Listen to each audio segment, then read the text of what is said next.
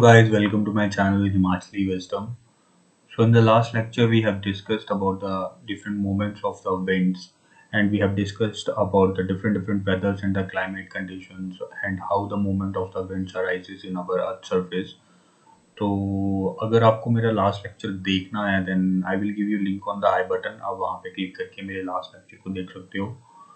And if you would like to watch my other polity lectures and other history lectures, then please subscribe to my channel and watch these videos for your upcoming examination in which these basic general knowledge questions are asked. So आज का topic जो रहेगा वो रहेगा, आज हम जो different अर्थ की जो इंटरनल सरफेस होता है, अर्थ का एक्सटर्नल स्ट्रक्चर, इंटरनल स्ट्रक्चर्स और जो रॉक्स फॉर्मेशन होती है अर्थ के सरफेस पे, उसके बारे में हम डिस्कस करेंगे. तो without any ado let's start the video.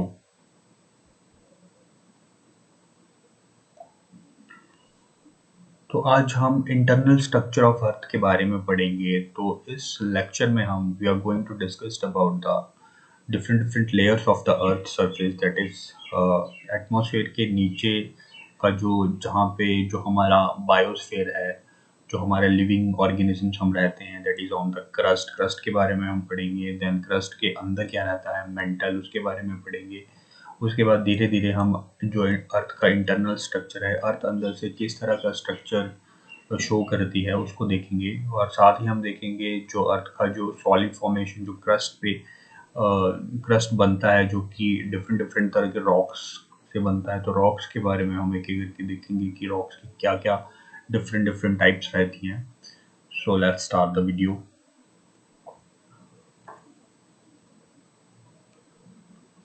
तो सबसे पहले अर्थ का जो बिल्कुल ऊपर वाला पार्ट रहता है, दैट इज जो सॉलिड सरफेस रहता है अर्थ का, जिसपे हम जो हमारा बायोस्फीयर है, जिसपे हम रहते हैं, उसको हम बोलते हैं क्रस्ट. तो अर्थ का जो क्रस्ट होता है वो मतलब उसकी जो चौड़ाई होती है वो 30 किलोमीटर तक के एरिया तक रहती है. मतलब फॉर एग्जांपल ये अर्थ का ये जो पार्ट देख रहे हो, ये वाला जो है पार्ट, यहाँ तक का इतना सा पार्ट जो रहता है जहाँ पे हम रहते हैं, जो रहने योग्य भूमि होती है अर्थ की, जो कि जिसकी जो डेप्थ होती है वो 30 किलोमीटर तक रहती है, तो उसको हम क्रस्ट रहते हैं. तो अर्थ का जो वो एरिया जिसकी थिकनेस जो रहेगी वो 30 किलोमीटर रहेगी, जहाँ पे हम रहते हैं, उसको हम अर्थ का क्रस्ट बोलेंगे. और इसकी जो एवरेज डेप्थ है वो रहती है 30 किलोमीटर, और कुछ जगह पे ये चेंज भी होती है. फॉर एग्जांपल कॉन्टिनेंट्स पे, जहाँ पे फॉर जो हमारा नॉर्दर्न हेमिस्फीयर है, अर्थ का जो ये वाला नॉर्दर्न हेमिस्फीयर है, यहीं पे सारा जो मास लैंड एरिया है, तो लैंड एरिया जो कॉन्टिनेंट वाला सरफेस है वहाँ पे थिकनेस अर्थ के क्रस्ट की ज़्यादा रहती है. और जो साउथ वाला है, जहाँ पे Indian ocean, Pacific ocean, Atlantic ocean, ये सारे ओशंस हैं, तो वहाँ पे इसका जो सरफेस की डेप्थ रहेगी वो बहुत पतली रहेगी, थिन रहेगी. एंड जो हमारा क्रस्ट रहता है, दैट इज जहाँ पे अर्थ के क्रस्ट की डेप्थ बड़ी मोटी सी रहती है, वहाँ पे अर्थ की रॉक्स की फॉर्मेशन होती है रॉक्स की वजह से. तो इन रॉक्स की डेंसिटी जो होती है वो 2.7 से 3 ग्राम पर क्यूबिक मीटर तक रह सकती है. दैट इज द डेंसिटी की यूनिट, दैट इज ग्राम पर क्यूबिक मीटर. तो ग्राम पर क्यूबिक 2.7 से 3 ग्राम पर क्यूबिक मीटर तक जो है, जो अर्थ की के क्रस्ट के ऊपर रॉक्स होते हैं, उनकी डेंसिटी पाई जाती है. तो यू कैन से दैट जो अर्थ की क्रस्ट की डेंसिटी होती है वो 2.7 से लेकर 3 ग्राम पर क्यूबिक सेंटीमीटर तक रहती है. और जो अर्थ की क्रस्ट रहती है वो मेनली दो पार्ट से मिलके बनी होती है. इसमें से फर्स्ट पार्ट होता है अपर क्रस्ट. अपर क्रस्ट जो होता है वो सियाल से बना होता है. सियाल ये सिलिकॉन और एल्यूमिनियम के जो हमारे मेटल्स हैं उनसे बना होता है. सिलिकॉन और एल्यूमिनियम से बनते हैं, इसलिए हम इसे शॉर्ट में जो अपर पार्ट होता है क्रस्ट का, उसे हम सियाल कहेंगे. इसी तरह से दूसरा पार्ट होता है क्रस्ट का, उसे हम लोअर क्रस्ट कहते हैं, जिसे हम सीमा के नाम से भी जानते हैं. तो इसे सीमा इसलिए बोलते हैं कि इसमें भारी मात्रा में जो है सिलिकॉन और मैग्नीशियम पाया जाता है. याद रखिए, अपर पार्ट पे सिलिकॉन और एल्यूमिनियम ज़्यादा मात्रा में पाया जाएगा, और जो लोअर पार्ट रहेगा अर्थ के क्रस्ट का, वहाँ पे सिलिकॉन और मैग्नीशियम जो है वो अबंडेंट रूप में पाया जाता है. तो ये था अर्थ के क्रस्ट के बारे में. And in this picture you can see that ये वाला वाइट वाला एरिया है, ये अर्थ का क्रस्ट रहता है, जो कि 30 किलोमीटर इसकी एवरेज डेप्थ रहती है।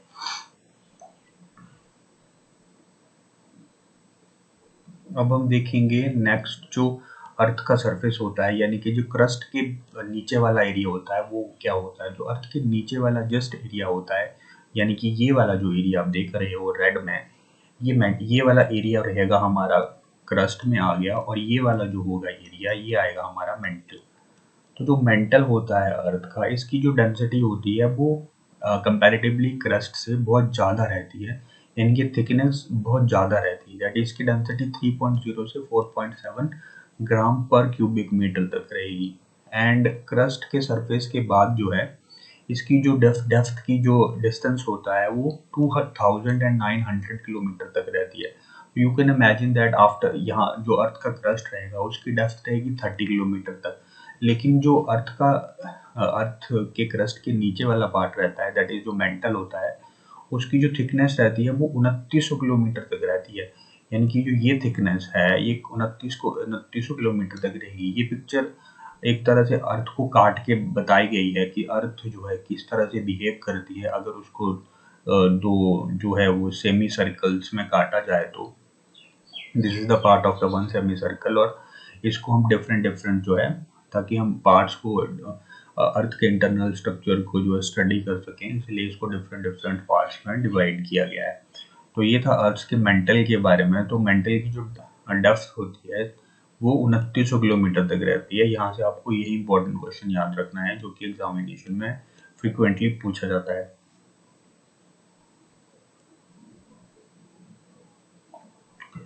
Now let's start about the earth core.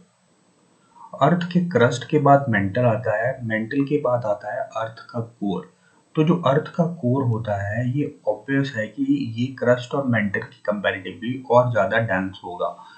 तो जो अर्थ का कोर होता है बेसिकली इसकी जो डेप्थ होती है ये 3475 किलोमीटर होती है, और इसका जो अंदर का सर्कल होता है अर्थ के कोर का, इसका रेडियस जो रहेगा वो 6375 किलोमीटर रहेगा। तो you can imagine that how dense is the earth core is. So earth का जो कोर होता है वो बना होता है आयरन का मेनली, मतलब ये निकल और आयरन का एक मिक्सचर से बना होता है, जिसे हम शॉर्ट में नाइफ भी बोलते हैं।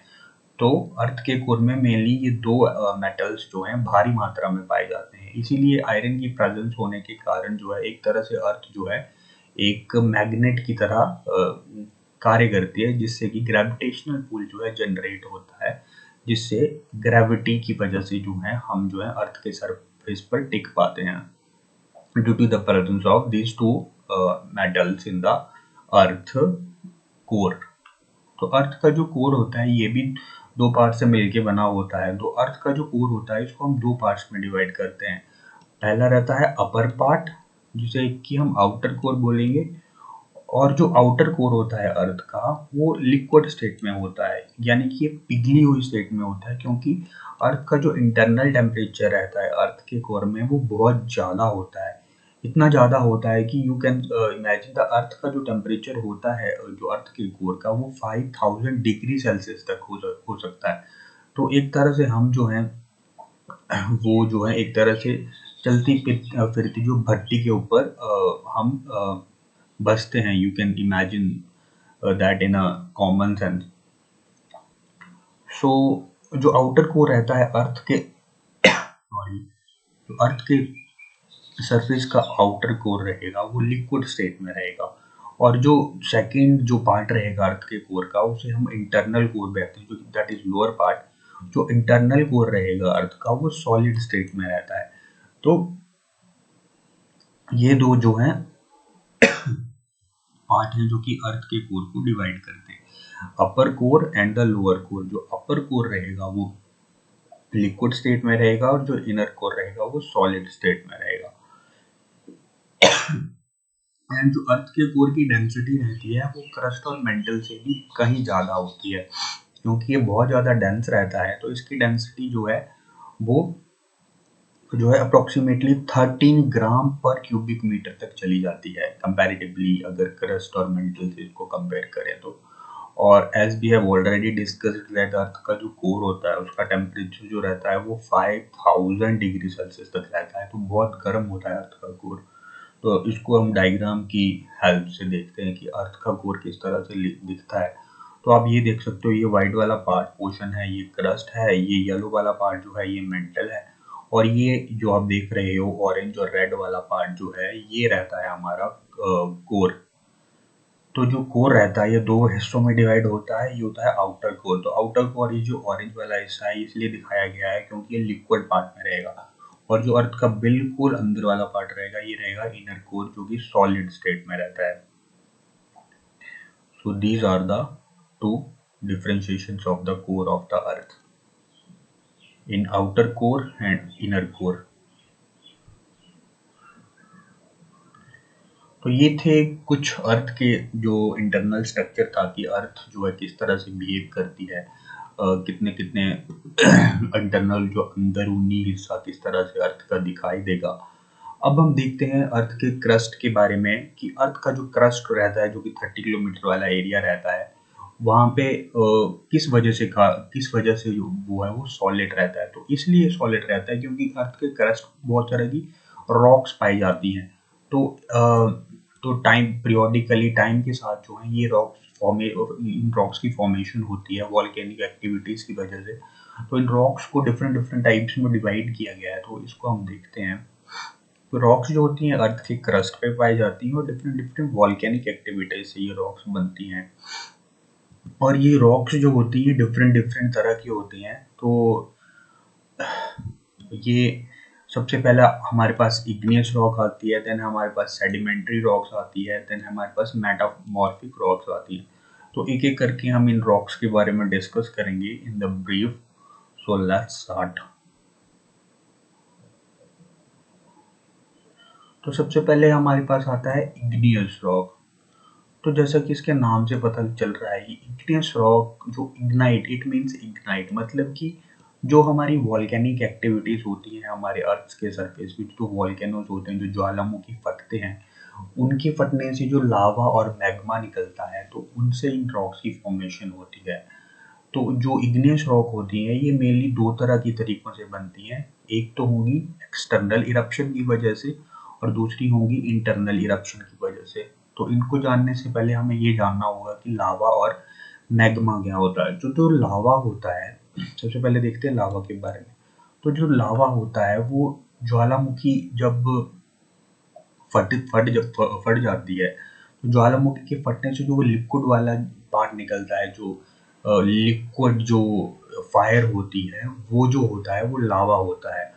और उसके इरप्शन से जब वो बाहर निकल जाता है तो वो एयर के कारण जो है कूल हो जाता है और उस कूलिंग प्रोसेस की वजह से जो है इग्नियस रॉक्स की फॉर्मेशन होती है। इसी तरह से इग्नियस रॉक्स की फॉर्मेशन इंटरनल इरप्शन में भी होती है। जब ज्वालामुखी फटता है तो उसका जो बाहर वाला पार्ट जो होता है वो तो कूल होके लावा जो होता है वो कूल होके इग्नियस रॉक्स बना देता है। दूसरी तरह का जो इग्नियस रॉक्स होता है वो मैग्मा के थ्रू भी बनता है। तो मैग्मा जो होता है जब वो ज्वालामुखी के बिल्कुल चैम्बर में रहेगा, अंदर ही रहेगा और अंदर अगर वो किसी वजह से सूख जाता है तो उससे जो फॉर्मेशन होती है रॉक्स की वो इग्नियस रॉक से होती है। अंदर सूखने की वजह से जो हमारा मैग्मा होगा जब वो सूख जाएगा तब उसे हम मैग्मा बोलेंगे और इग्नियस रॉक की फॉर्मेशन होगी। और जब वो ये वाला मैग्मा अगर बाहर निकल जाता है और सूख जाता है टाइम के साथ या कूलिंग प्रोसेस के बाद, तो तब जो रॉक बनती है वो लावा नाम के मटेरियल की हेल्प से इग्नियस रॉक्स की फॉर्मेशन होती है। तो this is the main difference between the lava and magma. तो जो इग्नियस रॉक्स होते हैं ये मेनली वैसे इसको दो तरीके से डिवाइड किया गया है, प्राइमरी इग्नियस रॉक्स और सेकेंडरी इग्नियस रॉक्स। तो जो प्राइमरी इग्नियस रॉक्स हैं ये अभी नहीं मिलती हैं। प्राइमरी इग्नियस रॉक्स का मतलब कि बहुत पहले हजारों लाखों वर्षों पहले जो है जब वॉल्केनिक इरप्शंस हुई थी तो सबसे पहले जो वेरी बिगिनिंग जब वॉल्केनिक इरप्शंस हुई थी तब जो रॉक्स की फॉर्मेशन हुई थी उनके सूखने की वजह से, तब प्राइमरी रॉक्स बनी थी जो प्राइमरी रॉक्स अब नहीं पाई जाती हैं। मतलब जब सबसे पहले इरप्शन हुई थी और उस इरप्शन के बाद जो कूलिंग प्रोसेस हुआ था उससे इग्नियस रॉक्स जो प्राइमरी वाली हैं उनकी फॉर्मेशन हुई थी। तो इस तरह की इग्नियस रॉक्स जो थी वो अब नहीं बनती हैं। अब जो हम पढ़ेंगे वो सेकेंडरी इग्नियस रॉक्स के बारे में पढ़ेंगे जो अभी पाई जाती है प्रेजेंट। तो इसी तरह से सेकेंडरी इग्नियस रॉक्स को हमने डिफरेंट इसको भी हमने 2 टाइप्स में बांटा हुआ है। सबसे पहले हमारे पास आता है एक्सट्रूसिव। एक्सट्रूसिव का मतलब है एग्जिट, मतलब जब जो है वो मैग्मा जो होगा वो बाहर निकल जाएगा वॉल्केनिक इरप्शन की वजह से, और किसी ना किसी वजह से जब वो कूलिंग प्रोसेस की वजह से या टाइम की वजह से जब वो रॉक्स की फॉर्मेशन करेगा तब हम उसे एक्सट्रूसिव इग्नियस रॉक बोलेंगे। और इसके जो एग्जाम्पल रहते हैं वो रहते हैं बसाल्ट और गैब्रो।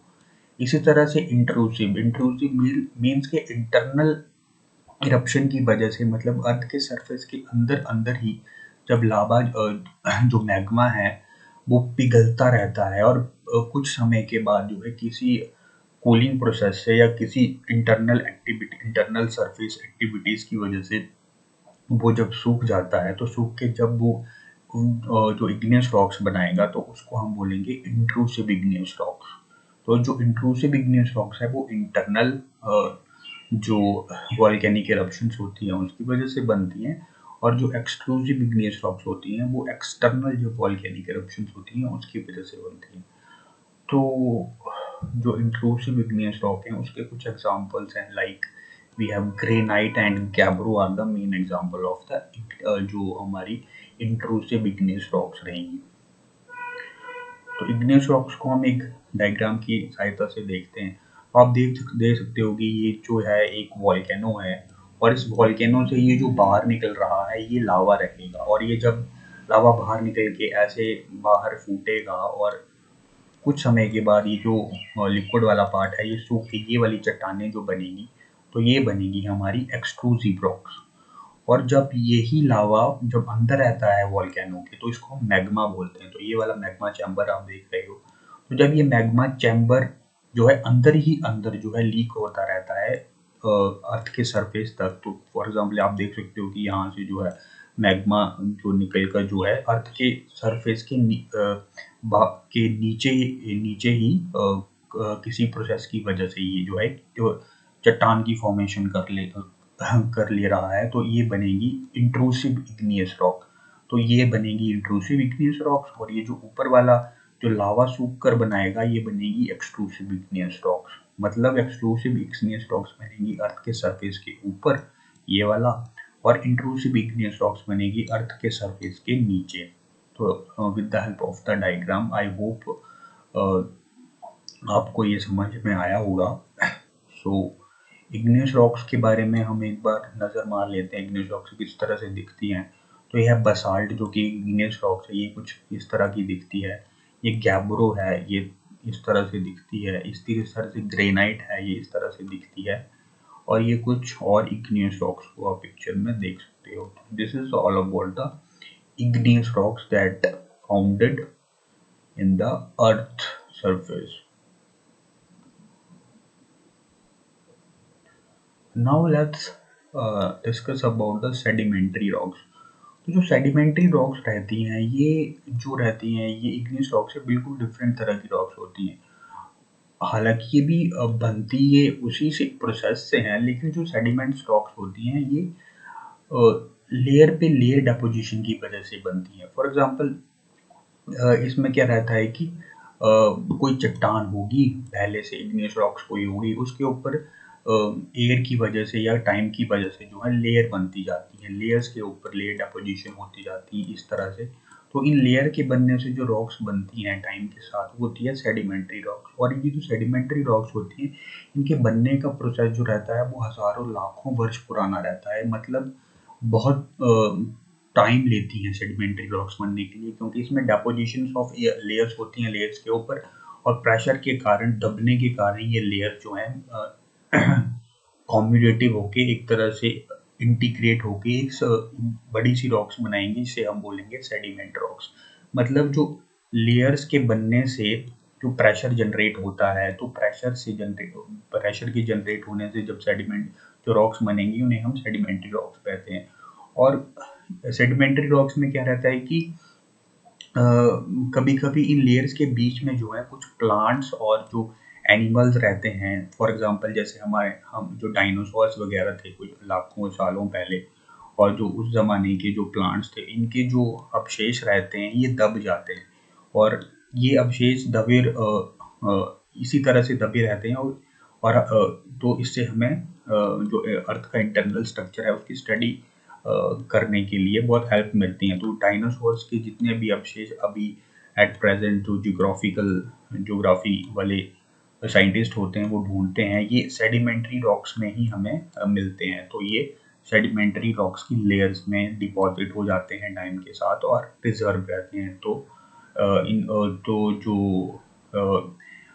जो बायोस्फीयर का पता जो हमारा हम डार्विन साइंटिस्ट वगैरह जो थे, तो उन्होंने जो है डायनोसॉर, जो इंसान की उत्पत्ति कैसे हुई थी, डायनासोर्स के बारे में कैसे पता लगाया था, तो इसी तरीके से सेडिमेंट्री रॉक्स के बारे में जहाँ को खोद करके जो है इन अवशेषों को बाहर निकाला जाता है और इनकी स्टडी की जाती है। तो लाइफ की स्टडी के लिए सेडिमेंट्री रॉक्स पे खुदाई की जाती है।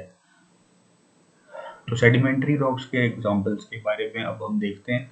तो सेडिमेंट्री रॉक्स जो रहती हैं वो होती हैं सैंडस्टोन, लाइमस्टोन, और ये दो तरह की रॉक्स इंपॉर्टेंट हैं सेडिमेंट्री रॉक्स के एग्जांपल बताने के लिए। तो सैंडस्टोन और जो लाइमस्टोन रहता है ये सबसे बेस्ट एग्जांपल है सेडिमेंट्री रॉक्स का। अब हम पिक्चर की हेल्प से सेडिमेंट्री रॉक्स को देखते हैं। तो आप ये देख सकते हो कि ये लेयर्स पे, इस तरह की अगर आपने कभी चट्टान कोई देखी होगी जिसमें लेयर्स की डेपोजिशन है, तो ये होगी सेडिमेंट्री रॉक्स। ये सेडिमेंट्री रॉक्स हैं इस तरह की, और कुछ इस तरह से जो है सेडिमेंट्री रॉक्स दिखती हैं। आप देख सकते हो कि इसमें लेयर्स बनी हुई हैं इन रॉक्स में, इस तरह से लेयर्स पे लेयर बनी हुई हैं, तो इनको हम बोलेंगे सेडिमेंट्री रॉक्स।